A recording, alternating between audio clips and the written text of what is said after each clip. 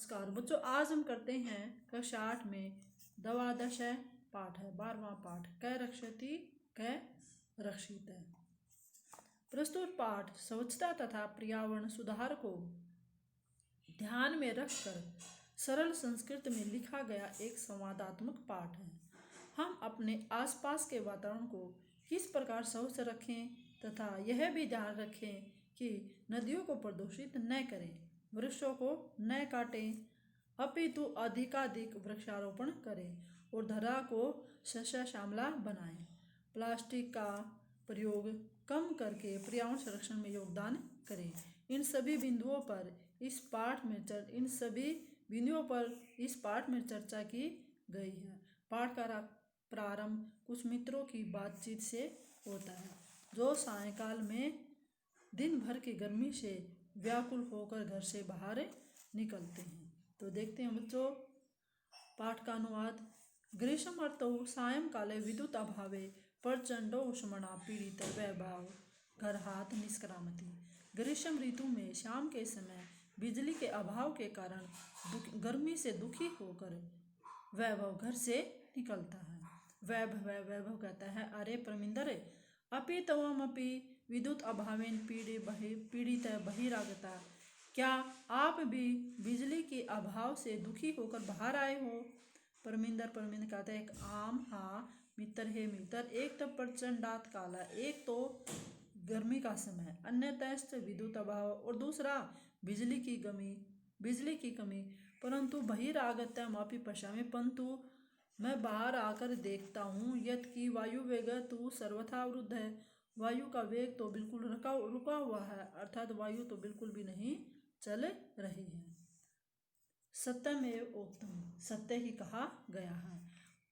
प्राणिति पवनेन जगत सकलम सृष्टि निखिला चैतन्यमयी क्षणमपि न जीव्यते अनेन विना सर्वातिशायी मूल्य पवने। अर्थात हवा से ही सारा संसार प्राणवान है। सृष्टि निखिला चैतन्यमयी और पूरी सृष्टि चैतन्यमयी है। क्षणमपि न जीवते अनेन विना, इसके बिना मनुष्य एक क्षण भी जीवित नहीं रह सकता। सर्वातिशायी मूल्य पवन, अर्थात सबसे अधिक मूल्यवान पवन है, अर्थात सबसे अधिक मूल्यवान हवा है।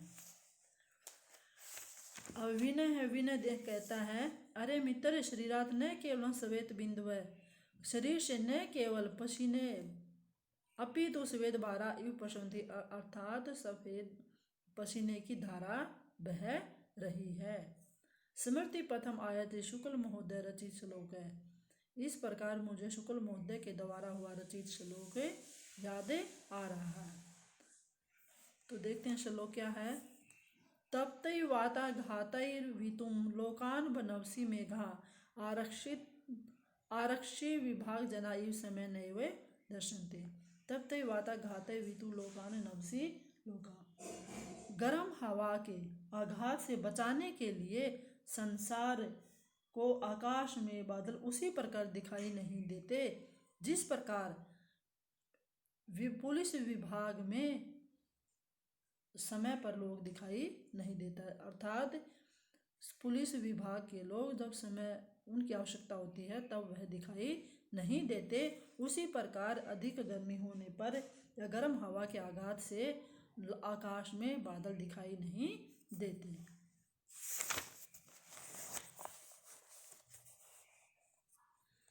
परमिंदर कहता है, आम हाँ अद्य तो वस्तुतः एवं, हाँ आज तो वास्तव में बिल्कुल ऐसा ही है।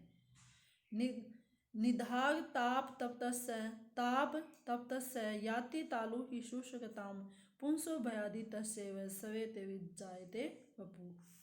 अर्थात गर्मी के ताप से दुखी होकर मनुष्य की तालु बिल्कुल सूख जाती है।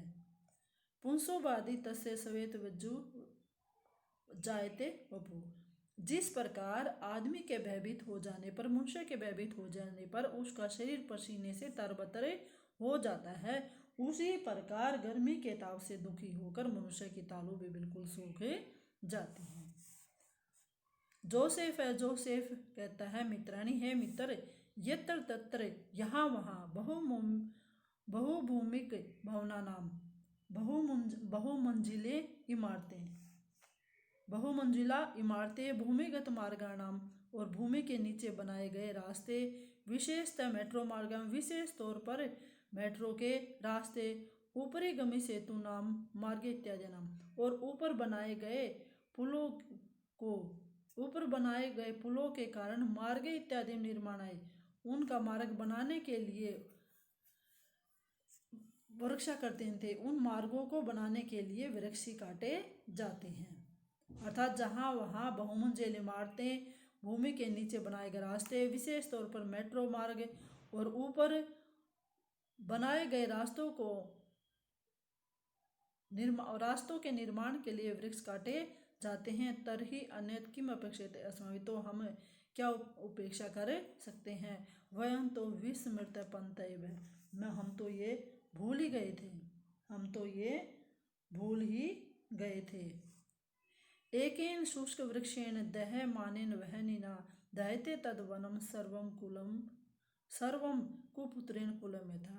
जिस प्रकार एक कुपुत्र के कारण सारा कुल कलंकित हो जाता है, उसी प्रकार एक सूखे वृक्ष में आग लगने के कारण सारा वन जलकर नष्ट हो जाता है। अर्थात सारा वन में आग लगने पर सारा वन नष्ट हो जाता है।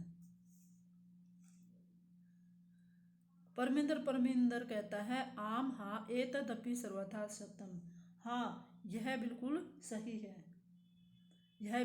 सही है। आगच्छन्तु नदी तीरम गच्छता, आओ हम नदी के तट पर चलते हैं। तत्र चेत् कांचित् शांति प्राप्तुं शक्यम, वहाँ पर जाकर कुछ शांति तो हमें प्राप्त होगी, अथवा कुछ शांति तो हम वहाँ पर जाकर प्राप्त कर सकते हैं। तो बच्चों, आज हमारा हुआ ये पाठ 12 का अनुवाद। धन्यवाद।